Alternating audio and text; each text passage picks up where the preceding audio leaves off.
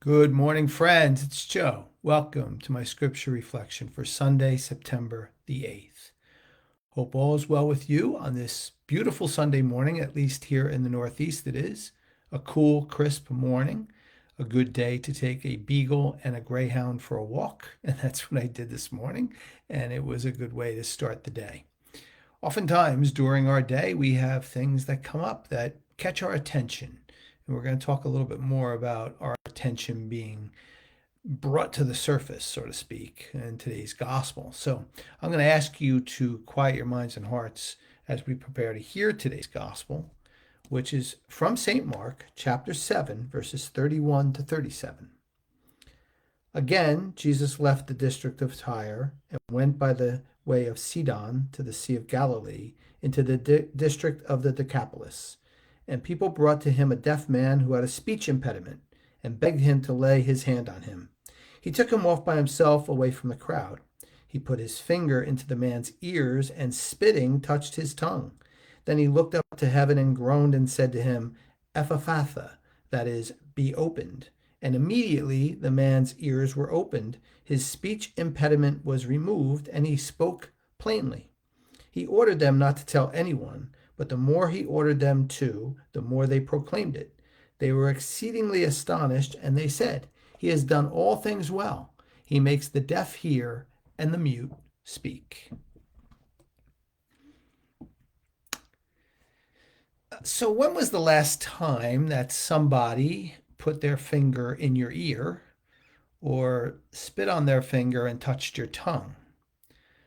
I would say that we can all agree that that is quite an uncomfortable feeling. I don't know anyone would want anybody to stick their finger in their ear, and especially after spitting on their finger to touch your tongue.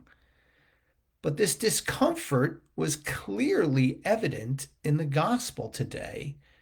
And yeah, Jesus did it, and we all love and respect Jesus, but I don't even know if we'd feel comfortable him doing that to us or anyone for that matter.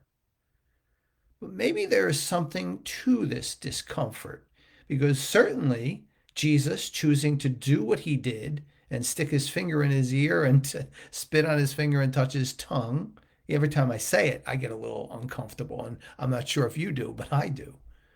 But clearly, that is what healed the man, or that is what certainly preceded the healing. Now, we all know if we go to the doctor, there's some uncomfortable things that are done, whatever they may be, in a form of a test or something.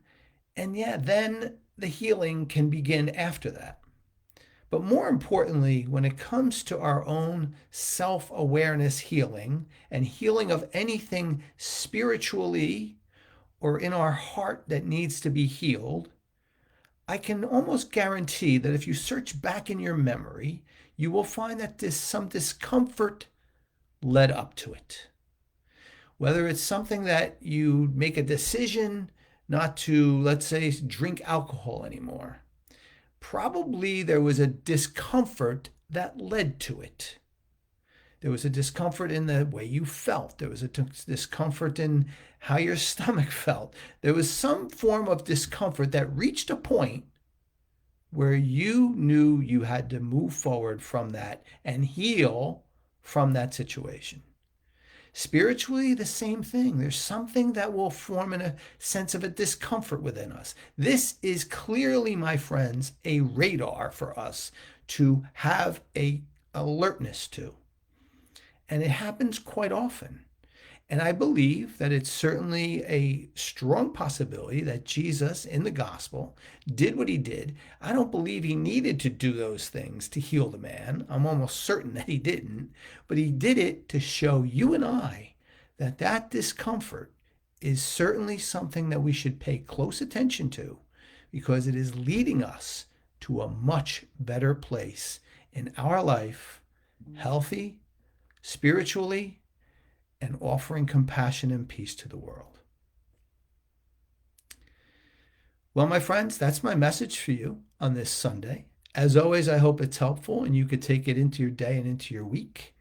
I always welcome and appreciate your comments, but I always appreciate most than anything else your presence here with me And I say thank you for that. I am going to be with you. Let's say that again. I'm going to be with you tomorrow morning at 8 o'clock Eastern Time for another installment of our Prayer of St. Francis. We're halfway through. There's two that we've already had time together, and there'll be two more. And I look forward to being with you then. However, as of right now, I say to you, have a very beautiful and blessed Sunday, and certainly have your radar up for any discomfort. Take care, everyone.